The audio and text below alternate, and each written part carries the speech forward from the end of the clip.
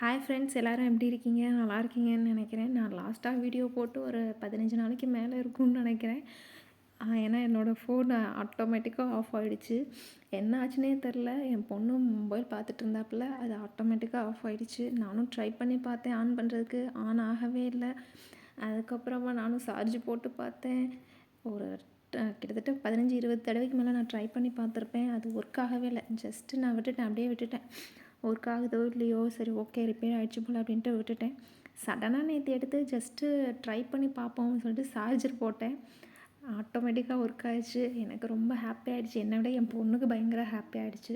இன்றைக்கி நான் என்ன குக் பண்ணிகிட்ருக்கேன் அப்படின்னு பார்த்தீங்கன்னாக்கா, கொத்தவரங்காய் பருப்பு போட்டு ப்ளஸ் தேங்காய்லாம் போட்டு பருப்பு உசிலி செய்வோங்க. ஸோ அதுதான் குக் பண்ணிகிட்ருக்கேன். அதுவும் பீட்ரூட் பொரியல் செஞ்சேன். பீட்ரூட் பொரியல் செஞ்சுட்டு மோர் குழம்பு வச்சேன். இதான் லஞ்சுக்கு. மார்னிங் பார்த்தீங்க அப்படின்னாக்கா இட்லி ப்ளஸ் மல்லி சட்னி வச்சுருந்தேன். மல்லி சட்னினா பாப்பாவுக்கு ரொம்ப பிடிக்கும். ஸோ அதனால் அவளுக்கு மல்லி சட்னி வச்சுட்டு இட்லி வச்சு மார்னிங் பிரேக்ஃபாஸ்ட்டு அதை முடிச்சுட்டு லஞ்ச் இதை வச்சாச்சு. மேடம்க்கு கிர்னி பழம் ஜூஸ் தான் போட்டிருந்தேன்.